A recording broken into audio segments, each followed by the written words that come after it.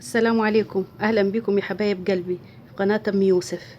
تعالوا كده النهاردة هنعمل وجبة جميلة وغنية تفتح النفس وتخلي الشبعان يجوع. هنعمل مع بعض النهاردة تغميسة الحمص بالخضار، وفعلا وجبة والله جميلة جدا وهتعجبكم ومش هتبطلوها خالص. ندخل ونشوف طريقة التحضير، بس زي ما تعودنا قبل ما نبدأ نسمي الله ونصلي على الرسول عليه أفضل الصلاة والسلام.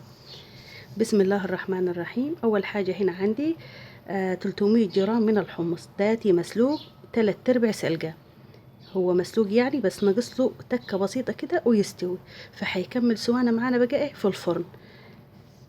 طبعا حطيته في مية وحطيت له ملح ورفعته على النار واستوى معايا 3/4 سوا وطعمه حلو، يعني مملح وحلو. هنجيب صينية كده وهننزل بالحمص بتاعنا كده 300 جرام من الحمص. طبعا الكمية اللي انت حابة تعمليها اعمليها. هنا عندي بصلتين كبار، بصلة بيضة وبصلة حمراء مقطعهم جوليان او اجنحة كده زي ما انت شايفة. انا حبيت احط بصلة حمراء كده لان البصل الاحمر صراحة بيبقى مسكر قوي وحلو، يعني طعمه في اي حاجة. فانا حبيت عملت بصلتين كده، البصلتين كل بصلة فيهم كبيرة علشان طبعا كل ما تكتري البصل بيديكي طعم حلو.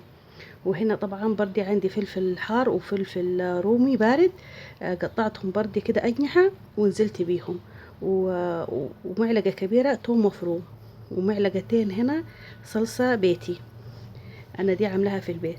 هنيجي بقى للتوابل، ربع معلقة من الفلفل، ونص معلقة ملح، ونص معلقة كمون، ونص معلقة كزبرة، وكمان 7 بهارات، نص معلقة 7 بهارات، ومكعب مرقة نزلت بيهم. وبعد كده معايا كمان 4 حبات من الطماطم قطعتهم برضه ايه 4/4 كده زي ما انتم شايفين، او اجنحة براحتك زي ما عايزة تعمليهم. هنيجي بقى ناخد الخضار ده كله بالطريقة دياتي نقلبه علشان ايه يدخل مع بعضيه، والتوابل كمان ويتشرب من التوابل اللي هي ال7 بهارات والملح والفلفل والكزبرة والكمون ومكعب المرقة. قلبيهم كده كويس. صراحة والله وجبة جميلة جدا جدا جدا، حلوة كده مع الرز الأبيض كده مع الشعرية أو مع المخلل. هنا هجيب مج حبايبي من سلق الحمص، مية سلق الحمص. انا هنا حطيت كوباية بس، للأمانة هي وفي الفرن احتاجت مني كوباية تاني، فانا حطيت طبعا كوباية تاني هي ومن داخل الفرن. قلبيهم. وهنيجي بقى بعد كده هنجيب الزيت، نحط شوية من الزيت علشان تديها كده لمعة حلوة. هنقلبها، وطبعا فرننا شغالة على درجة حرارة 200 من تحت بس. انا الاول هشغلها من تحت. واللي هجيب دلوقتي معايا فرخين كده من او ورقتين من ورق السكتش بتاع الاولاد اللي في البيت.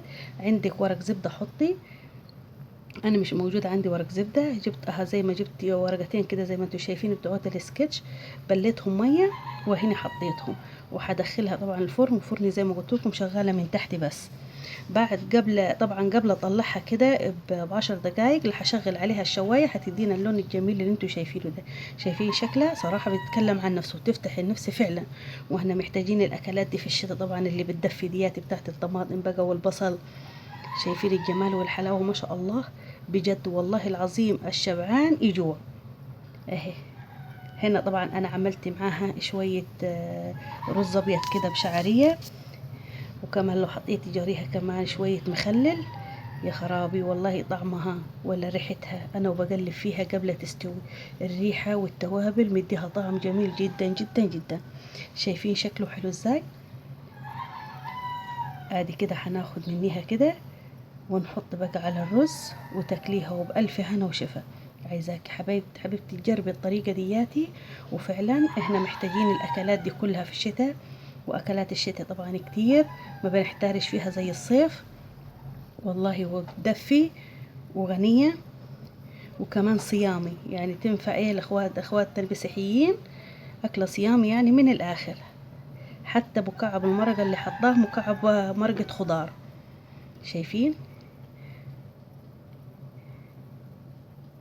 طعمها جميل جدا والله وتفتح النفس. عايزاكم يا حبايبي تجربوها وتقولوا لي بقى وتكتبوا لي تعليق حلو كده في الكومنتات. وما تنسيش تحطي لايك، ولو ما اشتركتيش في القناة تشتركي. وعايزاك تشير الفيديو علشان حبيبتي غيرك يستفيد. وجبة صراحة جميلة جميلة جدا جدا جدا وغنية. طبعا صينية الحمص دي بالخضار شهية ولذيذة. عايزاكم تجربوها. وبكده اقول لكم الفيديو انتهى. السلام عليكم.